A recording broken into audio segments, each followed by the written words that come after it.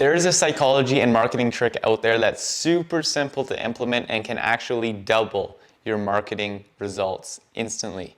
Hey everybody, I'm Dylan Wilson, and in today's social media marketing tip to get you more clients, leads, and sales using the internet, I'm going to explain to you the difference between loss aversion and potential gain. So what loss aversion is avoiding a loss, and what this looks like in a marketing world is when you promote your services and share what happens or what are the consequences of not using your products or services. And then potential gain in a marketing sense is talking about if you do use your products or services, what kind of benefits will you receive. It has actually been stated that people are twice as more motivated to not lose something than they are to actually potentially gain something.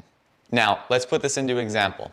Say you're a dog sitter and you have a marketing campaign that says, let your dog come with me, enjoy your time on vacation, and your dog will have fun at my dog sitting place.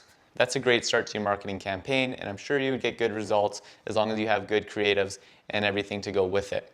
But if you flipped the script on your marketing campaign and instead hammered down on the consequences of not bringing your dog with a dog sitter while you go on vacation, your campaign results would increase for sure. So instead of saying, bring your dog with me and we'll have tons of fun, say, if you don't bring your dog with me, he's gonna be lonely and sad. Now, these are just very basic examples. You would have to make it custom to your business, or if you would like help making it custom to your business, you can reach out to us at Wilson Media and we'll set up a free consultation, absolutely no charge to our YouTube subscribers, and help you out on this sense.